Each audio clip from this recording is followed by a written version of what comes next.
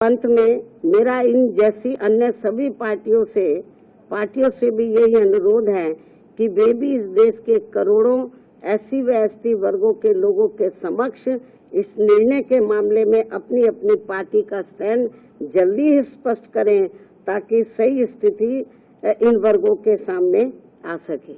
बाकी जो पार्टियां चुप बैठी हुई हैं, अपनी स्थिति स्पष्ट करें। चुनाव में तो ये बड़ी बड़ी बातें कर रहे थे, संविधान बचाने की, आरक्षण बचाने की। अब ये जो 1 अगस्त को जो अभी रिसेंटली अभी जो निर्णय आया है, उस निर्णय पर तो अब ये संविधान नहीं दिखा रहे किसी को। अब ये आरक्षण की बात नहीं कर रहे कांग्रेस पार्टी एंड कंपनी के लोग और भी पार्टियों के लोग, तो अभी नहीं ये संविधान की बात कर रहे, ना इनके आरक्षण की बात कर रहे। तो इसलिए मेरा यही कहना है इन सभी पार्टियों से, चाहे बीजेपी है, कांग्रेस है, केवल आश्वासन देने से बीजेपी की ओर से आश्वासन आया, माननीय प्रधानमंत्री जी द्वारा केवल आश्वासन आया है। आश्वासन से काम नहीं चलेगा। इन लोगों को SC ST वर्गों को जो इस फैसले से, इस निर्णय से नुकसान हो रहा है, तो उस पर वो अपना सही स्टैंड ले। और ये कोई केवल आश्वासन से या गौर करने से, माननीय प्रधानमंत्री जी ने जो कहा है कि हम गौर करेंगे, आश्वासन दिया, उससे काम नहीं चलेगा। इसका बड़ा भारी नुकसान इन वर्गों के लोगों को हो रहा है।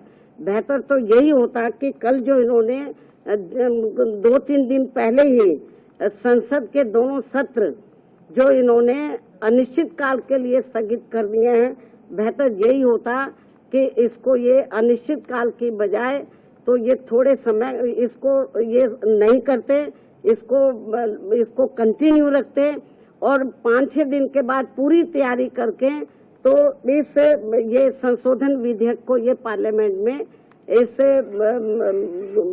इस मामले को लेकर पार्लियामेंट में संशोधन विधेयक ये लाते, लेकिन नहीं लाए। तो इसलिए मेरा माननीय प्रधानमंत्री जी से भी यही कहना है कि यदि आपकी इन वर्गों के मामले में नीयत साफ है, तो आप अपने और मामलों में तो समय से पहले हाउस बुला लेते हैं, तो आप कभी भी हाउस बुला सकते हैं, अपनी तैयारी करें। और ये जो 1 अगस्त 2024 को जो माननीय सुप्रीम कोर्ट का निर्णय आया है, तो इस निर्णय को निष्प्रभावी बनाएं, हाउस बुलाएं मतलब, और मालूम भी पड़ जाएगा कि हाउस में सभी दलों का क्या स्टैंड है। और मुझे क्या लगता है कि ये इनको जल्दी करना चाहिए, ये ठीक नहीं है। वरना जिन राज्यों में अब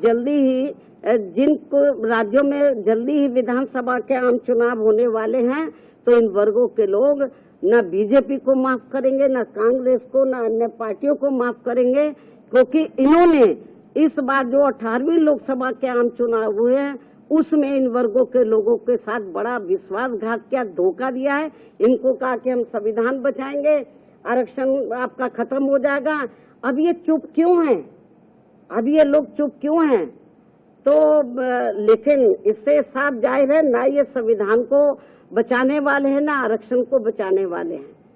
अब ये समझ में नहीं आ रहा आरक्षण को लेकर, ये जो संविधान को दिखाते घूम रहे थे सभी पार्टियों के लोग, अब क्यों नहीं संविधान को दिखा रहे हैं? अब क्यों नहीं आरक्षण की बात कर रहे हैं कि इनका आरक्षण जो निष्प्रभावी हो गया है, तो इसको प्रभावी बनाने के लिए इनको पार्लियामेंट का सत्र जल्दी ही शॉर्ट नोटिस में इनको बुलाना चाहिए और अपनी स्थिति बीजेपी की सरकार को क्लियर करनी चाहिए और बाकी पार्टियों को भी अपना स्टैंड क्लियर करना चाहिए।